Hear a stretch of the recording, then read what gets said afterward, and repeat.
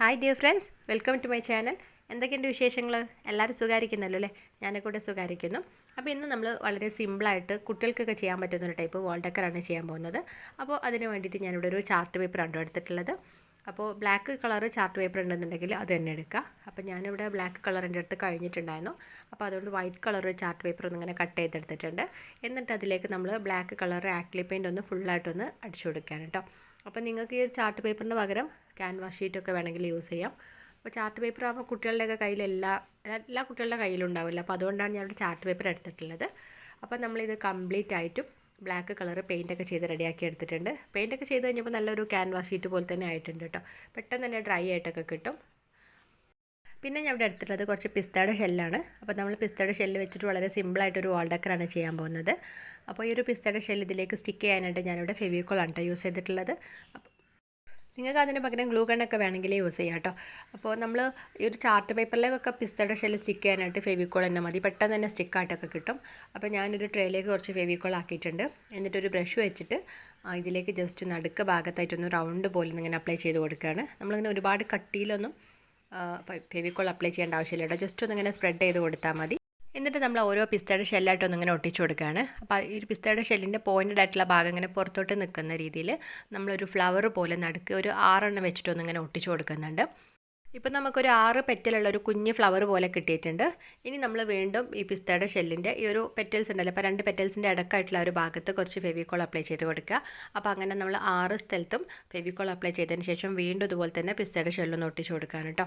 അപ്പോൾ നമ്മൾ ഒട്ടിക്കുന്ന സമയത്ത് ഏകദേശം ഒരേ സൈസിലുള്ള നോക്കിയിട്ട് ഒട്ടിച്ചു കൊടുക്കുക. ചെറുതാണെന്നുണ്ടെങ്കിൽ ആ ഒരു ചെറുത് തന്നെ, അപ്പോൾ വലുതാണെങ്കിൽ ആ രീതിയിൽ. അപ്പോൾ അങ്ങനെ ഒന്ന് കംപ്ലീറ്റ് ആയിട്ടൊന്ന് ഒട്ടിച്ചെടുത്തിട്ടുണ്ട്. ഇനി ഇതുപോലെ തന്നെ നമ്മൾ നേരത്തെ ചെയ്ത പോലെ തന്നെ വീണ്ടും ഇതിൻ്റെ ഇടക്കായിട്ട്, അപ്പോൾ അങ്ങനെ നമ്മൾ ഈ ഒരു ചുറ്റുമായിട്ടൊന്ന് ഇങ്ങനെ ഫെവിക്കോൾ അപ്ലൈ ചെയ്തിട്ട് വീണ്ടും അവിടെ പിസ്തയുടെ ഷെല്ല് ഒട്ടിച്ചു കൊടുക്കുക. അങ്ങനെ നമ്മൾ ഈ ഒരു ഫ്ലവറിൻ്റെ സൈസ് ഒന്നിങ്ങനെ കൂട്ടിയെടുക്കുകയാണ് കേട്ടോ. അപ്പോൾ ആദ്യം നമ്മൾ 6 പിസ്തയുടെ ഷെല്ല് ഒട്ടിച്ചു കൊടുത്തു. അത് കഴിഞ്ഞിട്ട് ഓരോ പിസ്തയുടെ ഷെല്ലിൻ്റെ ഇടക്കായിട്ട് വീണ്ടും ഇതുപോലെ ഒരു 6 ഒട്ടിച്ചെടുത്തു. പിന്നെ അതിൻ്റെ ഇടക്കായിട്ട് വീണ്ടും ഒരു 6. അപ്പോൾ അങ്ങനെ ഒട്ടിച്ചെടുത്തിട്ടുണ്ട് 3 പ്രാവശ്യമായിട്ട്.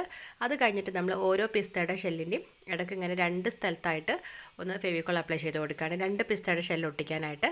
അപ്പോൾ അങ്ങനെയും കൂടെ നമ്മൾ കംപ്ലീറ്റ് ആയിട്ട് ഒന്ന് ഒട്ടിച്ചെടുത്തിട്ടുണ്ട്. അപ്പോൾ നല്ല ഭംഗിയുള്ള കുറച്ച് വലിയൊരു ഫ്ലവർ പോലെ കിട്ടിയിട്ടുണ്ട് കേട്ടോ.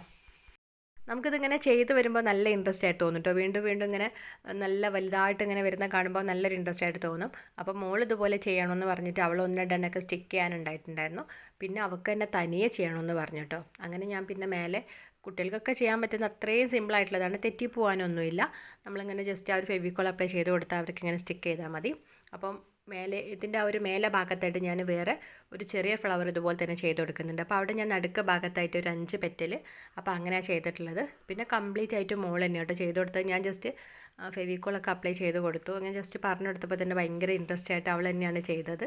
1-2 ഇങ്ങനെ ഇടയ്ക്ക് തിരിഞ്ഞൊക്കെ പോകുന്നുണ്ട്, എന്നാലും നല്ല നീറ്റായിട്ട് തന്നെ ചെയ്തു.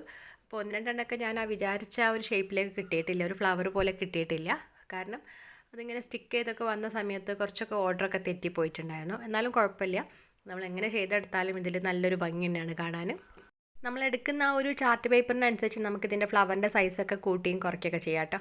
അപ്പോൾ ഞാൻ ഏകദേശം ആ നടുക്ക് നല്ലൊരു വലിയൊരു ഫ്ലവർ ചെയ്തു. പിന്നെ 2 സൈഡിലായിട്ട് കുറച്ച്, പിന്നെ അതിൻ്റെ ആ ഒരു 2 സൈഡിലും ഒരു കോർണറിലും ഇങ്ങനെ വലിയൊരു ഫ്ലവർ ചെയ്യാൻ പറ്റില്ല. അപ്പോൾ അതുകൊണ്ട് തന്നെ കുറച്ചിങ്ങനെ അതിൻ്റെ ഒരു പകുതി ഭാഗത്തായിട്ട്, അപ്പോൾ അങ്ങനെ ഒന്ന് ചെയ്തെടുത്തിട്ടുണ്ട്. കംപ്ലീറ്റ് ആയിട്ട് മുകളിൽ തന്നെ ഒട്ടിച്ചെടുത്തത്.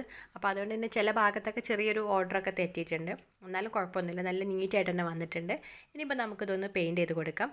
അപ്പോൾ ഞാനിവിടെ നടുക്കുള്ള ഒരു ഫ്ലവറിലേക്ക് ആദ്യം ആ നടുക്ക് ഭാഗത്തായിട്ട് കുറച്ച് റെഡ് കളറാണ് ചെയ്ത് കൊടുക്കുന്നത്. ആ ഒരു 6 പെറ്റലിന് മാത്രം റെഡ് കളർ ചെയ്ത് കൊടുക്കുന്നുണ്ട്. എന്നിട്ട് അതിലേക്ക് ആ ഒരു പെയിൻറ്റിലേക്ക് തന്നെ കുറച്ചൊരു വൈറ്റ് കളർ ആഡ് ചെയ്തിട്ട് കുറച്ചുകൂടി ഒരു ലൈറ്റ് ഷെയ്ഡ് ആക്കി എടുക്കുന്നുണ്ട്. അപ്പോൾ അങ്ങനെ ചെയ്തെടുത്തപ്പോൾ വലിയൊരു വ്യത്യാസമൊന്നും തോന്നിയില്ല കേട്ടോ. നമ്മൾ റെഡ് കളർ കുറച്ച് കൂടുതലാണ് നമ്മൾ എടുത്തിട്ടുള്ള പെയിൻറ്റ്, അതുകൊണ്ടാണ് വൈറ്റ് ആഡ് ചെയ്തിട്ടും അത്രയ്ക്കൊരു ലൈറ്റ് ഷെയ്ഡായിട്ട് വന്നിട്ടില്ല. പിന്നെ ഞാൻ വീണ്ടും കുറച്ചുകൂടെ വൈറ്റ് കളർ ആഡ് ചെയ്തപ്പോൾ കുറച്ചുകൂടെ നല്ല ലൈറ്റ് പിങ്ക് ആയിട്ട് വന്നു. അപ്പോൾ അങ്ങനെ നമ്മൾ അത് നടുക്ക ഭാഗത്ത് നിന്ന് ഇങ്ങനെ പുറത്തോട്ടേക്ക് ഇങ്ങനെ കളർ കുറഞ്ഞ് വരുന്ന രീതിയിൽ ചെയ്ത് കൊടുക്കട്ടെ. അപ്പോൾ നല്ലൊരു ഭംഗിയായിരിക്കും. ഒരു 3-4 സ്റ്റെപ്പായിട്ട് ഇങ്ങനെ കളർ കുറച്ച് ചെയ്യുമ്പോൾ നല്ലൊരു ഭംഗിയായിരിക്കും കേട്ടോ. അപ്പോൾ അങ്ങനെ ഏകദേശം ഞാൻ ആ ഒരു രീതിയിലൊക്കെ ഒന്ന് ഇങ്ങനെ ചെയ്തെടുത്തിട്ടുണ്ട്. അപ്പോൾ അതുപോലെ തന്നെ നമ്മൾ ബാക്കി ഫ്ലവേഴ്സിനും ഇങ്ങനെ പെയിൻറ്റ് ചെയ്ത് കൊടുക്കുകയാണ്. അപ്പോൾ നമുക്കിഷ്ടമുള്ള ഏതെങ്കിലുമൊക്കെ കളേഴ്സ് കൊടുത്താൽ മതി. അപ്പോൾ നടുക്ക് ഭാഗത്ത് കുറച്ച് ഡാർക്കായിട്ട് പുറത്തോട്ട് ഇങ്ങനെ ലൈറ്റായിട്ട് വരുന്ന രീതിയിൽ, ഇനി ഓപ്പോസിറ്റായിട്ട് ചെയ്ത് കൊടുത്താലും ഭംഗി ഉണ്ടാവും കേട്ടോ. ഇനി അടുത്ത ഒരു ഫ്ലവറിന് ഞാനിവിടെ ഡാർക്ക് ഗ്രീനും ലൈറ്റ് ഗ്രീനിലേക്ക് വരുന്ന രീതിയിൽ അങ്ങനെയാണ് ചെയ്തെടുത്തിട്ടുള്ളത്.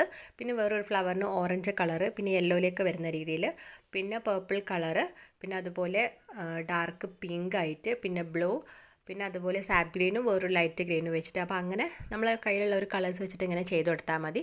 അപ്പോൾ കളറൊക്കെ നമുക്ക് ഇഷ്ടമുള്ള കളർ ചെയ്യാം കേട്ടോ. നല്ല ഗ്ലിറ്റർ കളറൊക്കെ വേണമെങ്കിൽ യൂസ് ചെയ്യാം. അപ്പോൾ അങ്ങനെ ആകുമ്പോൾ കുറച്ചുകൂടി നല്ലൊരു ഭംഗിയൊക്കെ ഉണ്ടാവും. അപ്പോൾ അങ്ങനെ ഞാൻ ചെയ്തെടുത്തിട്ടുണ്ട്. കംപ്ലീറ്റ് ആയിട്ടൊന്ന് പെയിൻറ്റ് ചെയ്തെടുത്തു.